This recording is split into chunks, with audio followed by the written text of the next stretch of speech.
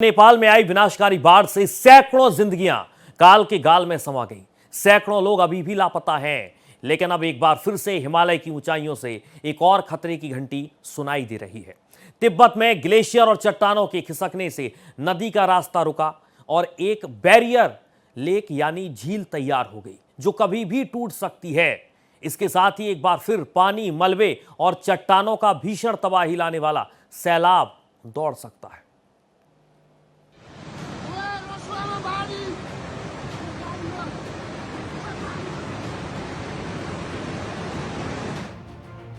तस्वीरें देखिए, एक तरफ नेपाल में 26 अगस्त की तबाही के निशान हैं, दूसरी तरफ तिब्बत में जमा होता पानी और इनके बीच खड़ा है हिमालय का वो खतरा जो दिखाई कम देता है, लेकिन जब टूटता है तो रास्ते में आने वाली हर चीज बहा ले जाता है।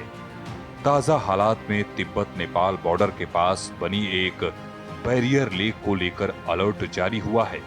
रिपोर्ट्स के मुताबिक ग्लेशियर और बड़े पैमाने पर चट्टानों के खिसकने से नदी का रास्ता बाधित हुआ और पानी जमा होकर झील बन गई। इस झील में करीब 25 जलाशय, जिनका बांध कंक्रीट का नहीं बल्कि मलबे, चट्टान और तलछट का है, और यही सबसे बड़ा खतरा है। खतरा कितना गंभीर है, इसका अंदाजा इस बात से लगाया जा सकता है कि झील के बढ़ते खतरे के बीच चीन और नेपाल की तरफ रेस्क्यू ऑपरेशन को कुछ समय के लिए रोकना पड़ा। चीन की तरफ रेस्क्यू टीमें और वाहन सुरक्षित जगहों की तरफ वापस बुलाए गए, क्योंकि डर था कि अगर झील का प्राकृतिक बांध टूट गया तो दूसरी फ्लैश फ्लड आ सकती है। हालांकि बाद में जोखिम का आकलन करने के बाद रेस्क्यू ऑपरेशन दोबारा शुरू किया गया। लेकिन इस पूरी कहानी का सबसे डरावना हिस्सा है, नेपाल अभी पहली तबाही से उबर भी नहीं पाया है।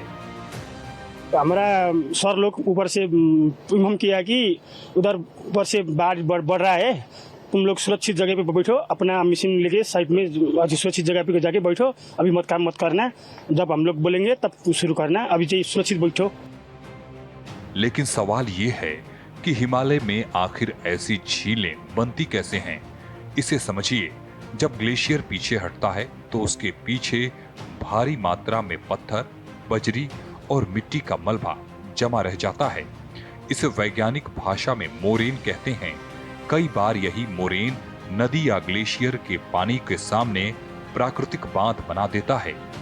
दूसरी स्थिति में पहाड़ का बड़ा हिस्सा भूस्खलन के साथ नीचे गिरकर नदी को रोक देता है और फिर नदी बहना बंद, पानी जमा होना शुरू और बन जाती है बैरियर लेक। लेकिन ये बांध अक्सर मजबूत कंक्रीट की दीवार जैसे नहीं होते।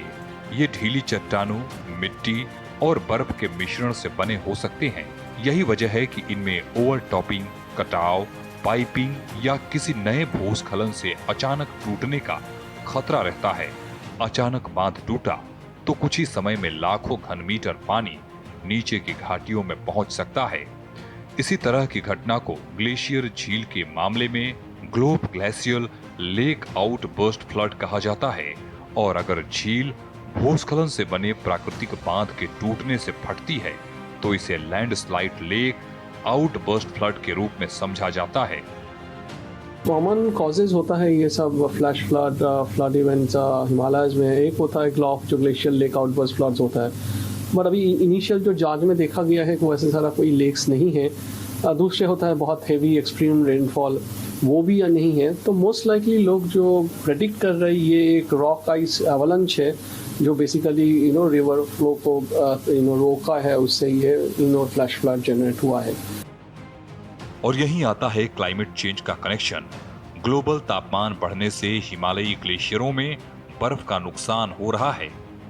ग्लेशियर पीछे हटते हैं तो उनके पीछे और आसपास पानी जमा होने की संभावना बढ़ती है। 2026 में प्रकाशित एक वैज्ञानिक समीक्षा बताती है कि हिमालय कराकोरम क्षेत्र में ग्लेशियरों के पीछे हटने से ग्लेशियल झीलों के बनने और फैलने का खतरा बढ़ रहा है। लेकिन वैज्ञानिकों की एक अहम सावधानी भी है। ये कहना पूरी तरह से सही नहीं होगा कि हर जगह ग्लोब की संख्या सीधे सीधे बढ़ रही है। कुछ रिसर्च में हिमालय में लंबे समय की ग्लोब फ्रीक्वेंसी में स्पष्ट बढ़ोतरी नहीं मिली है। असल खतरा ये है कि झीलें बड़ी हो सकती हैं, ढलान अस्थिर हो सकते हैं, ट्रिगर ज्यादा खतरनाक हो सकते हैं और नीचे रहने वाली आबादी और इंफ्रास्ट्रक्चर का एक्सपोजर बढ़ रहा है। यानी खतरा सिर्फ झील का नहीं, झील, अस्थिर पहाड़, भारी बारिश, ग्लेशियर, नीचे बसी आबादी, इन सब के एक साथ आने का है। क्लाइमेट चेंज हो रहा कि हम लोग ने देखा है कि जैसे अर्थ का टेम्परेचर ऑलमोस्ट 1 डिग्री वार्मिंग हो गया है, ग्लेशियर्स पिघल रहे हैं, स्नो पैक पिघल रहे हैं। तो खाली ये नेपाल का भी प्रॉब्लम नहीं है, पूरा हिमालय के जितने सारे कंट्रीज है जिसमें से पहाड़ों है, जहाँ पे आइस मास है, सब जगह में फ्लडिंग और ये सब लॉसेस हो रहा है।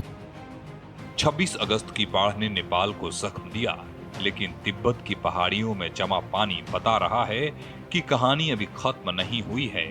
हिमालय में बनती हर झील तबाही नहीं लाती, लेकिन जब उसके पीछे अस्थिर ग्लेशियर हो, सामने कमजोर प्राकृतिक बांध हो और नीचे बसी हो हजारों लोगों की आबादी, तो वो झील सिर्फ पानी नहीं रहती, एक संभावित वाटर बम बन जाती है। Bureau report, Bharat express.